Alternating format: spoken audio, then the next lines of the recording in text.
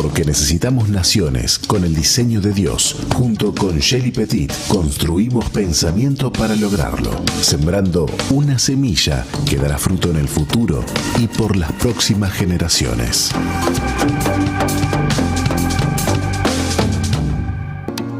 Muy bien, amigos, seguimos adelante aquí en Falta Uno y bueno, como hacemos cada miércoles, por lo menos prácticamente todos los miércoles, porque como ustedes saben también tenemos nuestra columna de justicia práctica, pero eso es una vez al mes y es en el primer miércoles de cada mes. Los otros miércoles está con nosotros y nos acompaña muy amablemente, también sacando de su tiempo, Shelly Petit, que bueno, ella nos comparte estas temáticas porque queremos construir naciones y para eso necesitamos saber qué significa hacer eso. Y bueno, estuvimos hablando de los 7 principios de la comunicación, ¿no? Uh-huh, sí. Y bueno, ya hicimos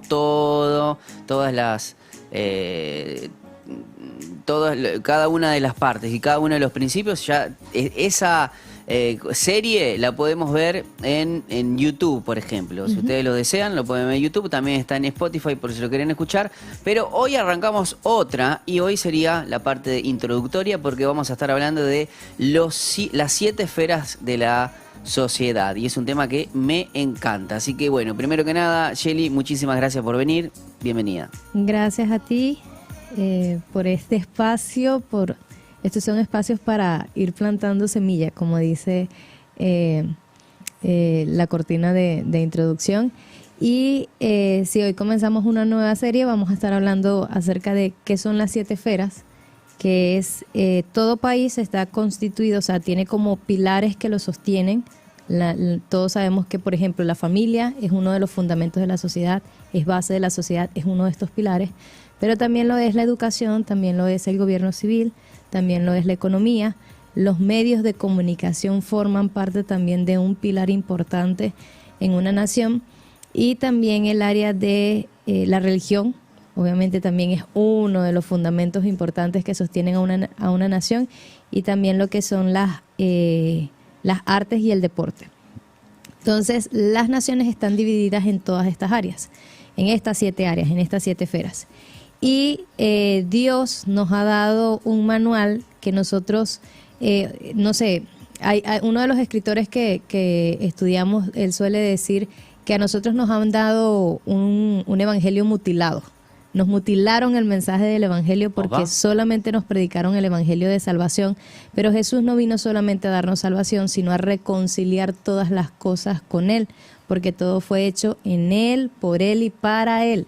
Es decir, que todo lo creado debe revelarnos a Cristo. Y el pecado lo que hizo fue dañar ese diseño original por medio del cual todo revelaba a Cristo. Pero una vez que Jesús viene, Él viene a reconciliar con Él todas las cosas, incluyendo estas 7 esferas. Y la Biblia, pues, es ese manual donde yo voy a encontrar el diseño de Dios para cada una de estas áreas. Y lo otro importante para tomar en cuenta es que es realmente muy mínimo el porcentaje de la iglesia que tiene llamado a servir dentro de la iglesia, es decir, a ser pastor, a ser profeta, a ser evangelista, a ser maestro, o sea, es un porcentaje muy mínimo.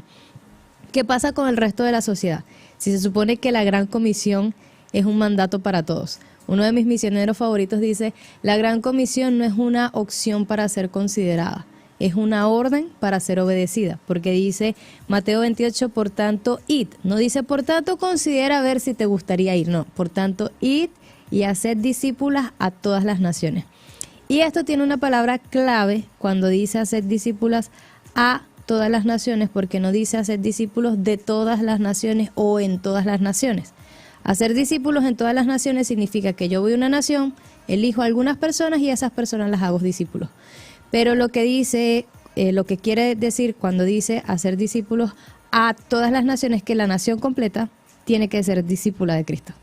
Toda la nación tiene que ser discípula de Cristo. Ahora, ¿cómo yo hago que toda una nación sea discípula de Cristo? No es que todos sean salvos, sino que la nación esté diseñada conforme al diseño bíblico que fue el que Dios le había dado a Israel, al pueblo escogido para que ellos fueran luz a las naciones y el resto de las naciones quisieran imitar el diseño que Dios les había dado a ellos. Pero ellos obviamente hicieron todo lo contrario, decidieron imitar a las naciones del mundo. Sin embargo, los judíos son conocidos por vivir muchos de estos principios que Dios les dio y que ha establecido en la palabra, y eso les ha ayudado a por ellos vivir este diseño y estos principios que Dios les había dado y pasarlos de tradición en tradición, aunque no son salvos todos porque pues no profesan a Jesús como su Señor y Salvador, pero tienen una tradición de principios, es una tradición conforme a lo que Dios estableció en el principio para bendición de las naciones, y por practicarlos pues les va bien, ¿ok? Los han intentado exterminar, los han intentado acabar, pero fíjate dónde están. Cada tanto aparece alguien que no se los banca mucho y... Ajá, tal cual, pero ahí siguen, y no solamente están ahí intentando sobrevivir, no, están bien.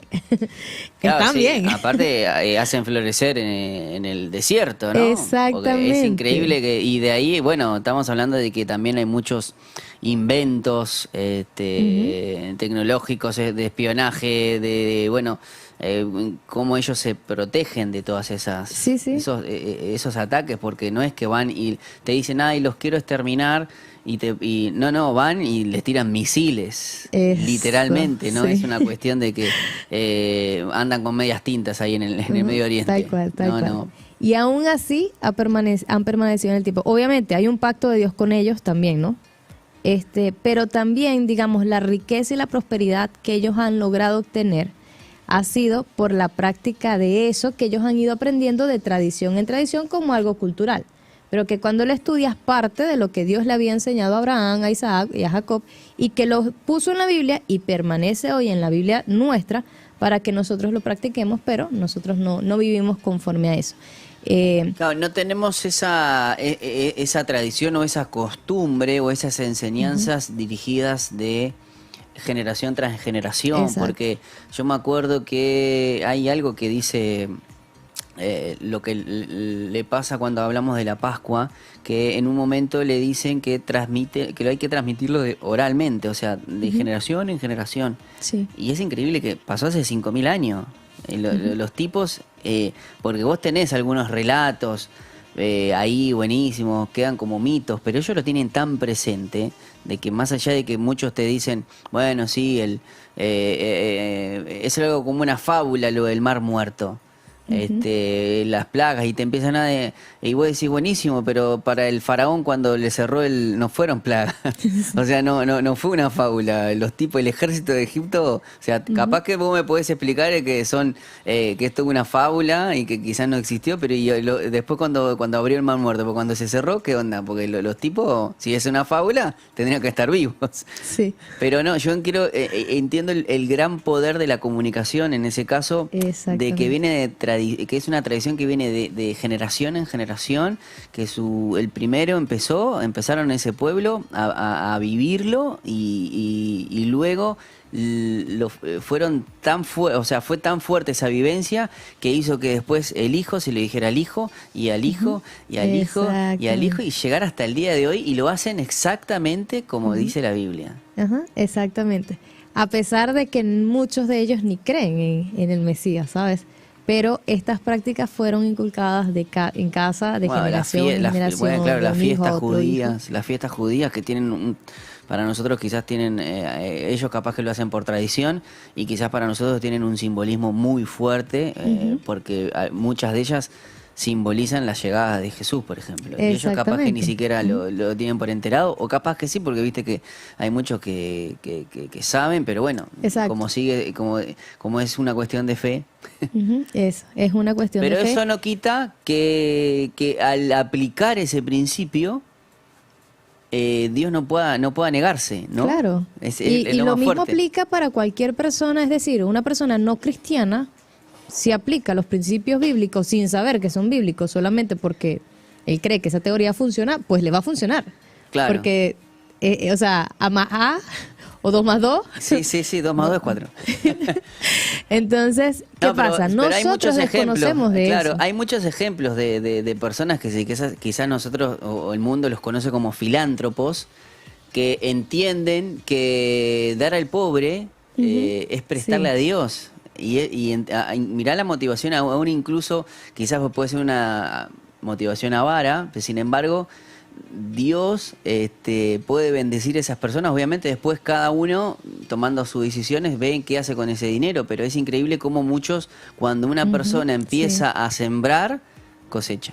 Sí. Y no hay ley que pueda violar ese principio. Sí, y cualquier persona que lo haga, o sea, yo conozco a muchísimos empresarios que no son cristianos. En Venezuela hay muchos de los empresarios que se quedaron en el país para intentar, como, o sea, con esa esperanza de que el país cambiara.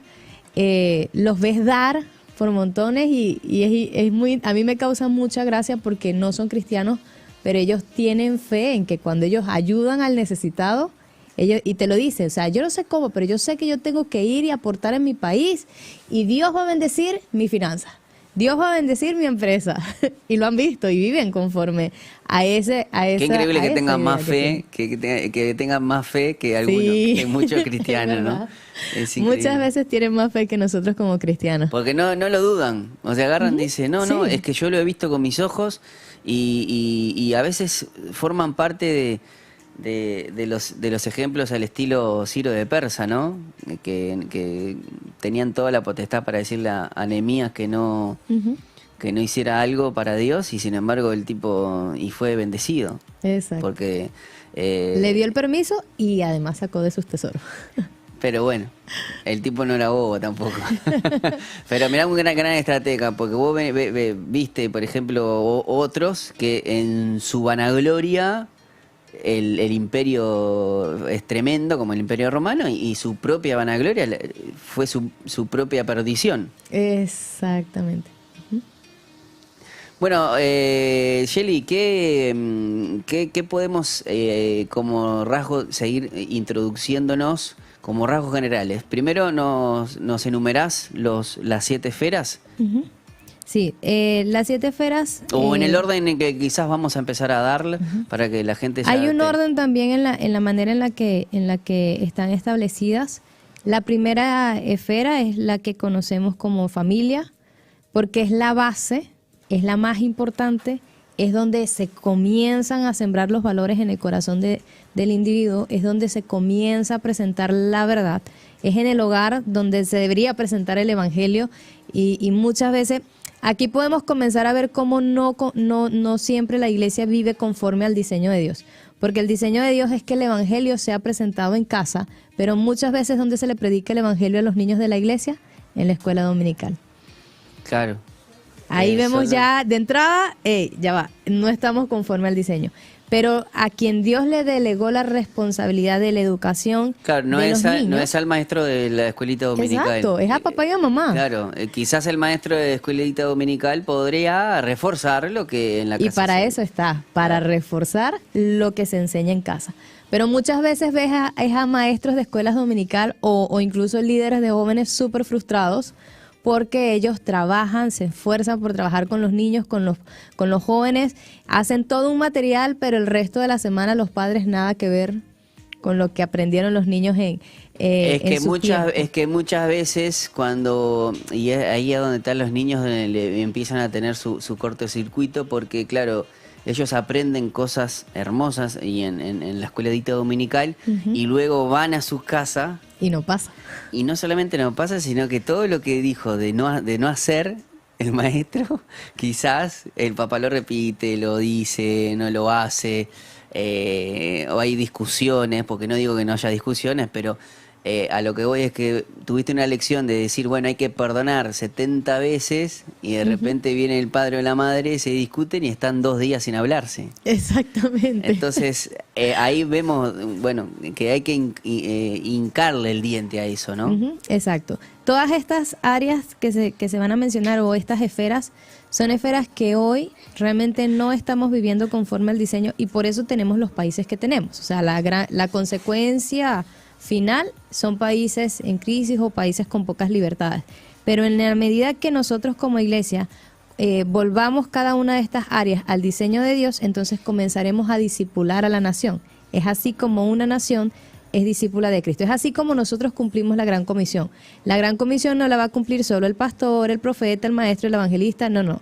La Gran Comisión la va a cumplir toda la iglesia, porque es un mandato a toda la iglesia de Cristo, incluyendo el que tiene su trabajo normal, que en nuestra cosmovisión errada diríamos un trabajo secular. Pero no es un trabajo secular porque no es un trabajo separado de Cristo. Ese trabajo tiene un diseño también dado por Cristo.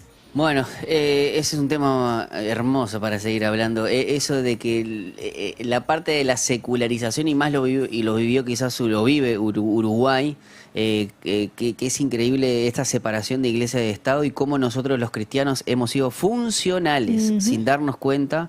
Sí. Hasta en esas expresiones, ¿no? Siempre en bromo el hecho de cuando uno va a la panadería no pide un litro de leche gospel, pide un litro de leche. Exacto. O sea, no, dame un litro de leche cristiano, ¿no? Exactamente. O no me voy a comprar esta herring, pero que sea cristiana, por favor.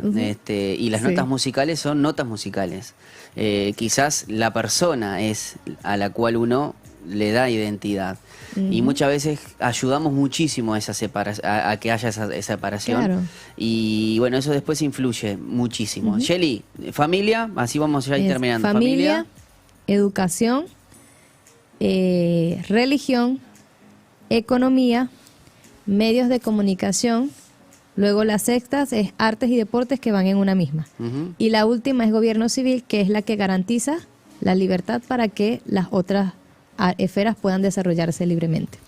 Excelente, así que bueno, gracias Shelly, porque esto ya como introducción es genial, así que los esperamos próximos miércoles, Construyendo Naciones, esta columna que tenemos cada miércoles con Shelly Petit, y vamos a estar hablando de las 7 esferas de la sociedad. Un abrazo grande, Shelly, como siempre, y te esperamos el próximo miércoles. Nos vemos, saludos a todos, Dios les bendiga.